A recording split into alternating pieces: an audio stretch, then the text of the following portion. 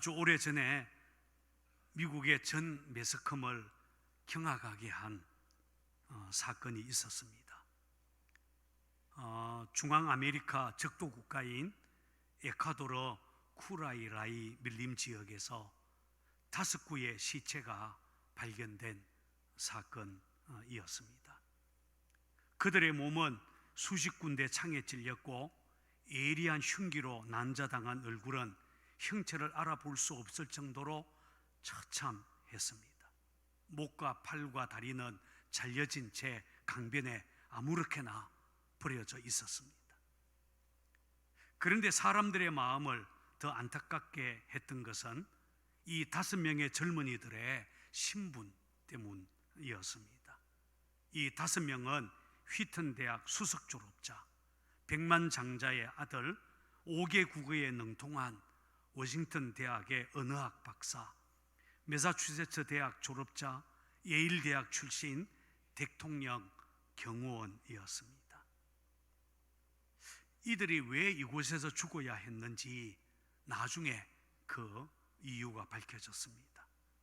이들은 바로 적도국가 에콰도르 밀림 지역에 복음을 전하러 갔던 5명의 선교 지망생들이었습니다. 이 엄청난 소식을 전하는 매스컴들은 한결같이 이렇게 질문을 던졌습니다. 무엇이 이들 20대 30대 젊은이들을 밀림 지역 선교사로 가게 했는가? 무엇이 이들로 하여금 세상의 명성을 버리고 그리스도를 위해 순교하도록 만들었는가?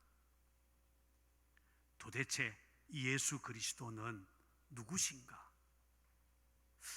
여러분, 예수님이 누구시길래 그를 만난 사람들마다 그분을 위해 생명을 아끼지 않으며 그분의 이름을 정언하는 일에 자신의 전생을 드리고 있습니까? 도대체 그분이 누구시길래 그분을 만난 사람마다 변화되고 그분에 대한 소식, 복음이 들어간 나라마다 변화가 일어나고 있을까요? 도대체 그분이 누구시길래 세계 역사는 그분을 중심으로 BC, AD 이렇게 나누어졌을까요? 도대체 그분이 누구시길래 33년이라는 짧은 인생을 사셨지만 이 땅의 수많은 왕들과 권세자들을 다 합친 것보다 더 큰 영향력을 세계 역사 가운데 미치고 있을까요?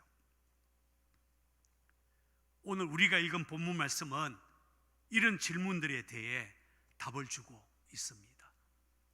어느 날 예수님께서 제자들과 함께 빌립보 가이사랴 지방에 가셨을 때 제자들에게 물었습니다.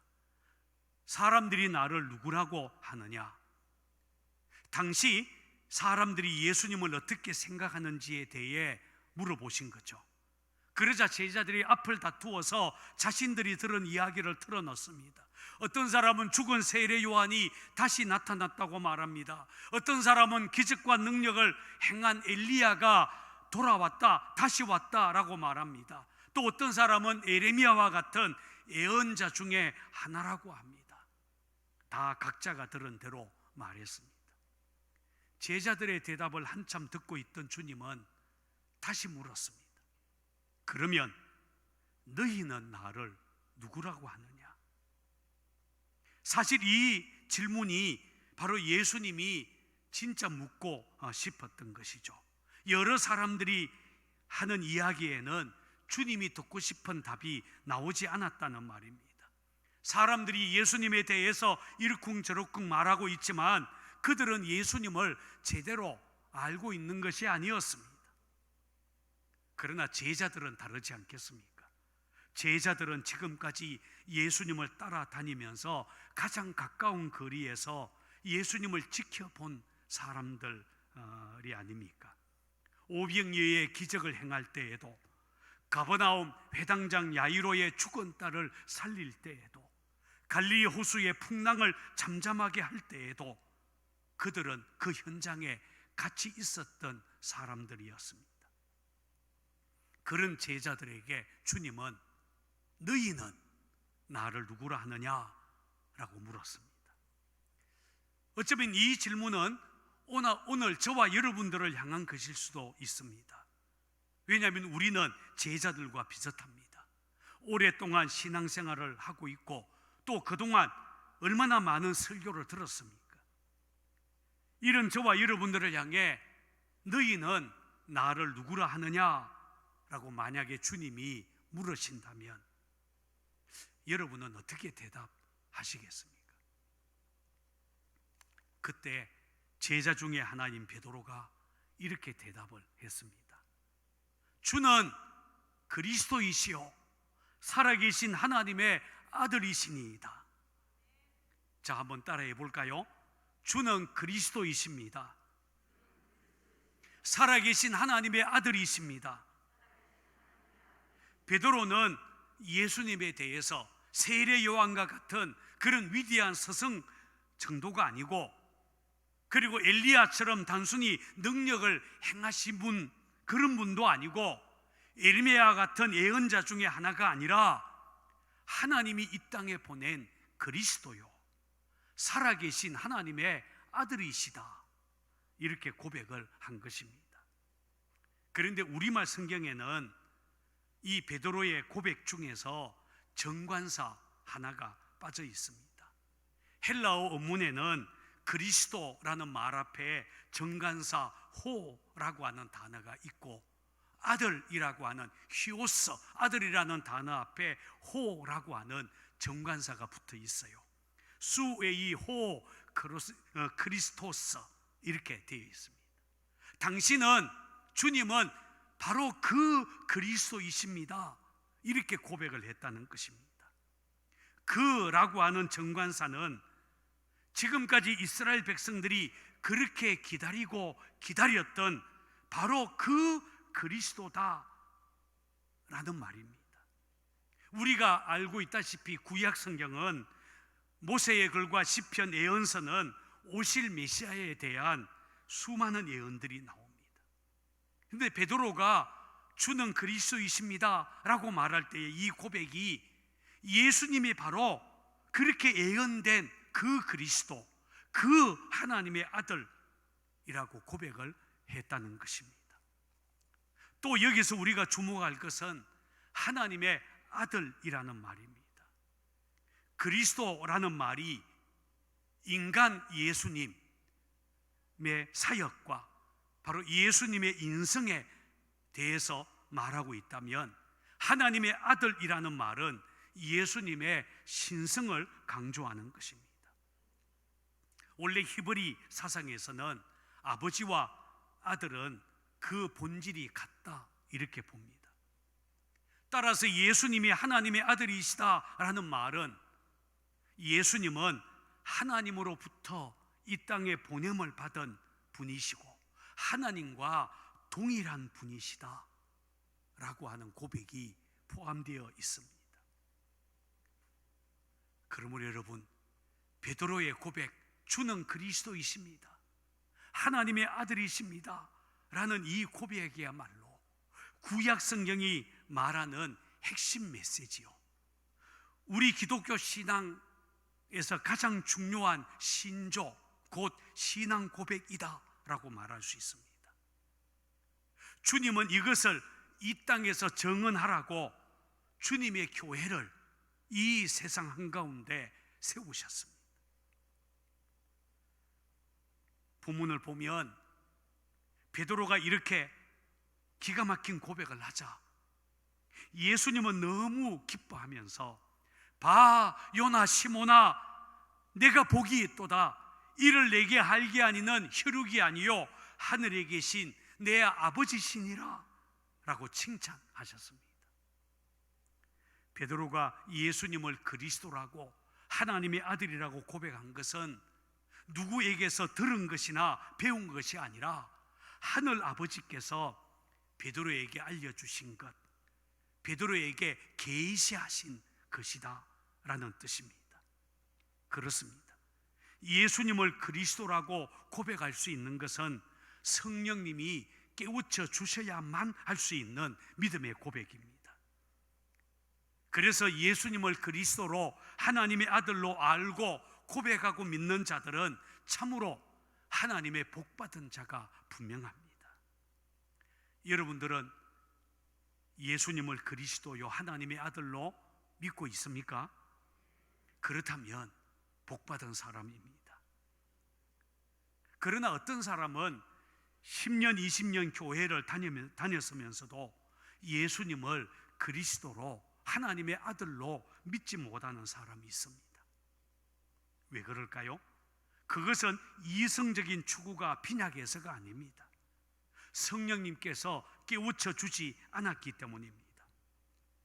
예수님께서 그 영혼에 빛을 비추어서 깨닫게 해주지 않으면 그 어떤 사람도 예수님을 그리스도로 알 수가 없다는 말입니다.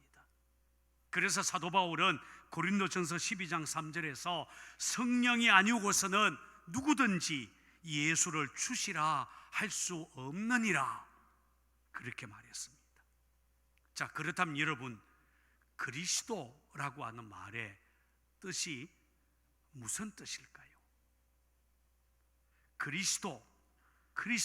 그리스토스라고 하는 이 말은 메시아와 같은 말입니다. 우리말로는 구원자라고 할 수 있습니다. 그리스도라는 헬라의 본래의 뜻은 기름 부음을 받은 자라고 하는 뜻입니다. 하나님의 기름 부음을 받고 하나님의 일을 하는 사람, 다시 말해서 하나님의 종을 의미하는 말입니다. 한번 따라해 볼까요? 기름 부음 받은 자, 하나님의 일을 하는 사람. 한번 더 따라 하십시다. 하나님의 종. 여러분, 구약 성경을 보면 하나님은 세 종류의 사람에게 기름을 부어서 하나님의 일을 하게 했습니다. 바로 제사장, 그리고 왕, 예언자가 바로 그들입니다. 따라서 예수님이 그리스도이십니다 라고 하는 고백은 예수님이 하나님의 기름 부음 받은 사람으로서 이 땅에 와서 제사장의 사역, 왕의 사역, 예언자의 사역을 하신 참 메시아입니다 라는 뜻입니다. 이 세 가지 사역을 우리는 흔히 그리스도의 삼중직이라고 부르고 있습니다. 자, 우선 예수님은 제사장으로 이 땅에 오셨습니다. 우리가 알다시피 구약의 제사장은 하나님과 사람 사이의 중보자 역할을 했죠.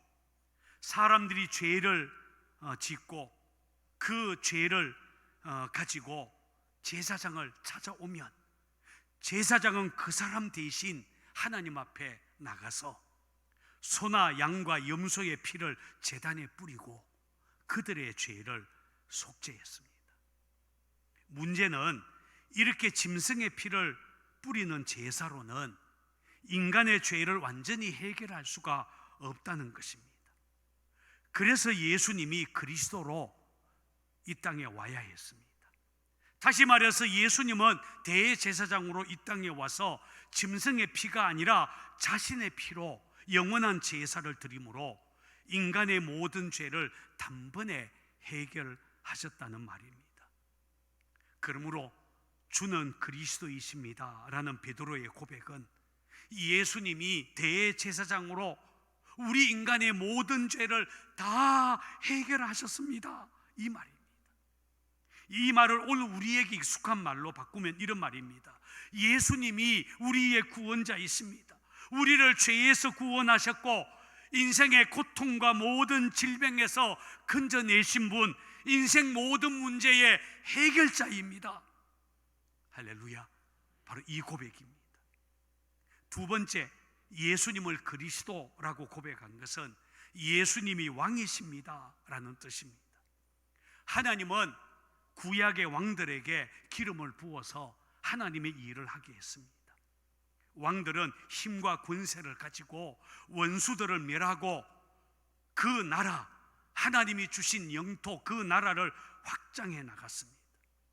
그와 같이 예수님은 왕으로 이 땅에 오셔서 하나님이 주신 권세로 원수 마귀를 꺾어버리고 하나님 나라를 이 땅에 세우는 일을 하셨습니다.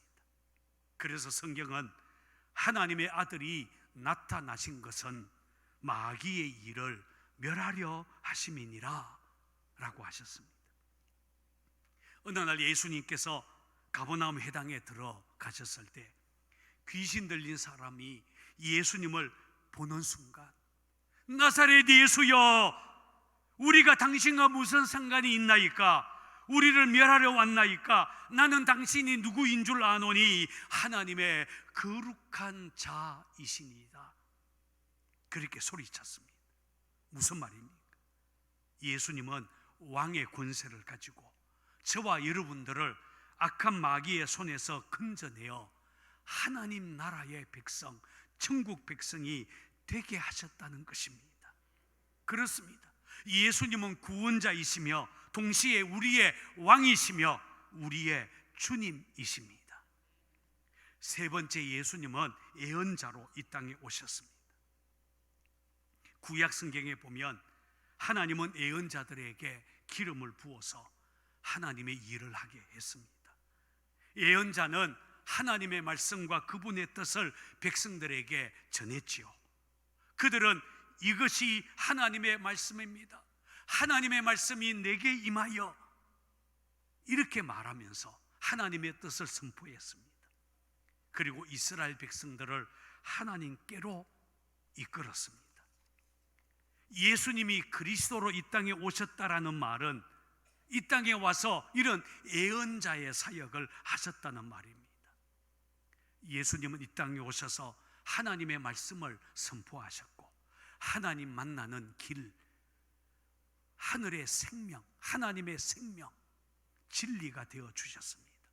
그래서 주님은 내가 곧 길이요 진리요 생명이니 나로 말미암지 않고는 아버지께로 올 자가 없느니라 라고 하셨습니다. 예수님 외에는 하나님께로 갈 수 있는 다른 길이 없다는 것입니다. 그런데 여러분, 성경에 보면 어떤 제사장을 가리켜 그리스도 이렇게 말한 적이 없습니다. 어떤 왕이나 예언자를 가리켜 그리스도다 이렇게 부르지 않았습니다. 이 세 가지 사역을 완성하신 예수님을 가리켜서 성경은 그리스도 이렇게 불렀습니다. 따라서 우리가 예수님을 그리스도로 하나님의 아들로 믿는다는 것은 예수님의 피로 우리 죄가 사함을 받았다, 우리가 하나님의 자녀가 되었다라는 말입니다. 또한 모든 저주와 지옥의 심판에서 마귀의 손에서 해방되었다, 이런 말입니다. 예수의 이름을 힘입어 하나님 앞에 당당하게 나아가서 때를 따라 돕는 하나님의 은혜를 누리는 자가 되었다, 이런 뜻입니다. 그런데 오늘 본문에 보면 베드로가 이렇게 신앙 고백을 하고 난 이후에 주님은 지금까지 공개하지 않았던 놀라운 비밀 한 가지를 제자들에게 알려주셨습니다. 자, 21절을 한번 찾아서 같이 읽어보겠습니다. 21절입니다. 같이 읽습니다. 시작. 이때로부터 예수 그리스도께서 자기가 예루살렘에 올라가 장로들과 대제사장들과 서기관들에게 많은 고난을 받고 죽임을 당하고 제3일에 살아나야 할 것을 제자들에게 비로소 나타내시니, 여기서 우리가 주목할 말은 이때로부터 비로소라는 단어입니다. 여러분, 무엇을 비로소 가르치셨습니까? 바로 예수님께서 십자가에 죽어야 할 것, 제3일에 살아나야 할 것입니다. 그 이전에는 제자들에게 이 사실을 말하지 않았습니다. 그러나 베드로가 주님은 그리스도이십니다, 하나님의 아들이십니다, 이 고백을 하자 이제 제자들에게 십자가의 죽음과 부활에 대해서 예수님이 알려주신 것입니다. 내가 사람들의 죄를 짊어지고 대신 죽어야 한다, 그리고 제3일에 살아나야 한다, 이렇게 말씀하셨습니다. 무슨 얘기입니까? 십자가에서의 죽음, 그리고 죽은 지 제3일에 죽은 자 가운데서 살아나는 부활 사건은 예수님이 그리스도이신 것을 증명하는 가장 대표적인, 가장 중요한 사건이라는 것입니다. 이것은 구약 성경에서 여러 차례 예언한 것입니다. 메시아의 표지, 메시아라는 것을 증명하는 것이라는 말입니다. 예수님은 십자가에서 우리의 죄를 담당하고 죽으심으로 나는 온 세상의 구원자다라는 것을 드러내셨습니다. 제3일에 죽은 자 가운데서 다시 살아나심으로 내가 바로 하나님의 아들이다 라고 하는 것을 드러내셨습니다. 여러분, 이 땅에 수많은 종교들이 있고 자신이 구원자라고 나서는 사람들이 많이 있었습니다. 지금도 있습니다. 그러나 그들은 다 가짜입니다. 진짜 구원자가 아닙니다. 왜냐하면 그들은 아무도 우리를 대신해서 죽은 것이 아니기 때문입니다. 오직 예수님만이 우리 죄를 짊어지고 대신 죽으셨습니다. 그래서 세례 요한은 예수님을 보고 보라, 세상 죄를 지고 가는 하나님의 어린 양이로다 라고 증언했습니다. 여러분, 진짜 구원자가 되려면 죽은 자 가운데서 부활해야 합니다. 그런데 예수님 외에는 아무도 다시 살지 못했습니다. 죄인인 인간이 어떻게 살아나고 어떻게 죽음을 이길 수 있겠습니까? 석가도 공자님도 마호мет도 부활하지 못했습니다. 그러나 예수님은 죽은 지 사흘 만에 다시 살아나셨습니다. 자신이 하나님의 아들 그리스도인 것을 드러냈습니다. 그래서 도마는 부활하신 주님을 만나자 나의 주님이시여 나의 하나님이십니다. 호 키리오스 무 카이 호 데오스 무라고 고백했습니다. 십자가에서 죽으시고 제3일에 부활하신 예수님만이 성경이 말하는 유일한 그리스도요 살아계신 하나님의 아들이시라는 것입니다. 그런데 여러분, 여기서 우리는 또 다른 중요한 질문 앞에 서야 합니다. 그것은 혹시 예수님이 아니어도 될까요? 라는 질문입니다. 예수님이 아니어도 죄사함 받을 수 있을까요? 예수님이 아니어도 하나님 만날 수 있을까요? 예수님 아니어도 혹시 구원받을 다른 길이 있겠습니까? 예수님이 아니어도 성령을 받고 새 사람으로 거듭나며 예수님이 아니어도 죽고 난 이후에 천국에 갈 수 있고 마지막 날에 부활할 수 있을까요? 예수님이 아니어도 이 세상에 소망이 있겠습니까? 그렇다면 우리가 굳이 교회에 나올 필요가 없을 텐데, 귀찮은 전도 안 해도 될 텐데, 여러분은 어떻게 생각합니까? 예수가 아니어도 될까요? 아마 우리 중에 어떤 사람은 나는 대한민국에 태어났기 때문에 예수를 믿게 되었지, 인도에서 살았으면 힌두교를 믿었을 거야, 이렇게 생각하는 분이 있을 수 있어요. 혹은 나는 예수님만을 믿는 것이 아닙니다. 나는 석가도 믿고 공자도 믿습니다. 굳이 예수가 아니어도 상관없습니다. 이렇게 생각하는 분도 있을 수 있어요. 혹은 나는 이도 저도 아니고 마누라 무서워서 교회에 나옵니다. 이렇게 말할 사람도 있어요. 예수님을 어떻게 믿느냐, 이것은 각자의 자유지만 이쯤에서 자신이 믿는 것이 진짜 제대로 믿는지 한 번쯤은 따져봐야 하지 않겠습니까? 만약 베드로가 고백한 대로 예수님, 주님만이 그리스도이십니다. 주님만이 살아계신 하나님이십니다. 만약 우리가 그렇게 믿는다면 분명히 그 사람은 예수가 아니면 안 된다, 이렇게 말할 것입니다. 다른 것은 몰라도 죄 사함 받고 하나님의 자녀로 거듭나고 이 생과 내생의 영생을 누리려면 예수 아니면 안 된다. 여러분 맞습니까? 우리가 천국 백성이 되려면, 우리가 구원받아서 천국 백성이 되려면 제가 분명히 말씀드리지만 예수 아니면 안 됩니다. 이것이 저와 여러분들이 우리 상곡교회가 서 있는 신앙 고백입니다. 따라서 예수가 아니어도 된다고 생각한다면, 예수가 아니라 석가여도 괜찮고 모하멧이라도 상관없다고 생각한다면 그것은 결코 기독교 신앙이 아닙니다. 그것은 십자가에 죽으시고 부활하신, 그리고 지금도 우리 안에 살아계신 예수님을 모독하는 것이기 때문에 결코 주님의 구원이 그 사람에게 미칠 수가 없습니다. 생각해 보십시오. 예수가 아니어도 되었다면 베드로는 굳이 로마에 들어가서 십자가에 거꾸로 못 박혀 죽지 않았을 것입니다.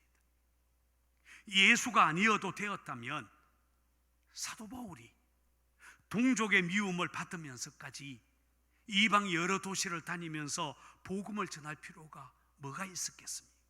심지어 참수되어 죽지 않아도, 순교당하지 않아도 되었을 것입니다. 여러분, 예수가 아니어도 된다면 우리 역시 이렇게 코로나19 바이러스로 나라가 어수선한데 굳이 예배드리러 이곳에 왜 모이겠습니까? 예수가 아니어도 된다면 어쩌면 기독교는 아예 생겨나지도 않았을 것입니다.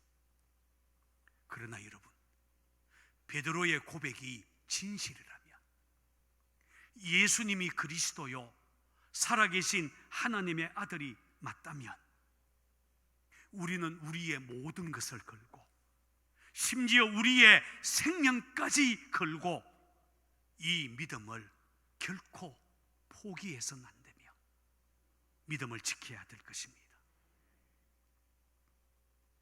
1993년 이란 법정에서 종교 재판이 열린 적이 있었습니다. 이 법정에서 메처디 디버저 장로님이 사형 선고를 받고 순교를 당하게 되지요. 이때 메처디 디버저 장로님이 법정에 제출한 답변서가 공개가 되었습니다. 근데 그 답변서 내용이 참 놀랍습니다. 이런 내용입니다. 나는 크리스찬입니다. 나는 예수께서 내 죄 때문에 십자가에 죽으셨다가 죽음을 이기심으로 말미암아 나를 거룩한 하나님 앞에서 의롭게 하셨음을 믿습니다. 예수님은 그 자신의 피로 우리 죄값을 지불하셨고 우리가 성령의 도우심으로 하나님의 영광을 위해 살 수 있도록 우리에게 새 생명을 주셨습니다. 또한 그분은 치유와 축복의 통로요, 타락을 막아주는 댐과 같은 분이십니다. 사람들은 그들의 종교를 스스로 선택합니다. 그러나 주님은 네가 나를 선택한 것이 아니라 내가 너를 선택했다라고 말하십니다. 사람들은 당신은 나면서부터 모슬렘이었어 라고 말하지만 하나님은 아니야, 너는 태초부터 나의 자녀였단다 라고 말씀합니다. 그러니 내가 배교자로 불릴지언정 하나님의 영광을 부정할 수 없습니다. 그들은 나에게 돌아오라고 합니다. 그러나 나의 하나님의 품에서 누구에게로 돌아갈 수 있겠습니까? 하나님의 말씀에 순종하는 것 대신에 사람의 말하는 것을 수락해야 옳겠습니까? 그분은 나의 구원자이십니다. 하나님의 아들이십니다. 그를 아는 것이 곧 영생을 얻는 것입니다. 쓸모없던 없는 죄인이었던 나를 사랑하는 그분을 위해 이제 나는 감옥에 있는 것에 만족할 뿐 아니라 내 생명을 예수에게 예수님을 위해 드림으로 보다 빨리 그분의 왕국, 하나님의 백성이 영원히 살게 되는 그곳에 들어갈 준비가 되어 있습니다. 그렇습니다. 오늘 저와 여러분들이 예수님이 아니면 안 된다 라고 정말 믿는다면 우리는 매일 예수님 바라봐야 할 것이고, 무슨 일을 당해도 예수님 따라야 할 것입니다. 그리고 이 복음을 전하는 일에 열심을 내야 하지 않겠습니까? 예수 믿어야 인생의 문제가 해결되고, 예수 믿어야 천국 가고, 따라서 예수 믿는 것이 생사의 문제보다 더 중요하다면 어떻게 그것을 나만 알고 있을 수 있겠습니까? 복음을 모르는 사람에게 나는 이렇게 살 테니까 너는 그렇게 살다가 가라, 결코 그렇게 말할 수 없을 것입니다. 그것은 이기적이고 악한 생각이기 때문입니다. 우리의 믿음에 대해 베드로 사도는 이렇게 증언하고 있습니다. 다른 이로서는 구원을 받을 수 없나니 천하 사람 중에 구원을 받을 만한 다른 이름을 우리에게 주신 일이 없음이라. 그러니 여러분, 이 믿음 지키십시오. 이 믿음 안에서 살아가십시오. 그리고 이 믿음을 전하십시오. 가족들과 가까운 지인들이 다 예수를 주로 믿고 구원받도록 당연히 복음을 전해야 하지 않겠습니까?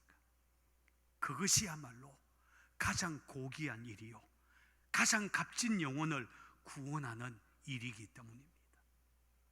오늘 주님의 구원이 저와 여러분에게 온전히 이루어지기를 바랍니다.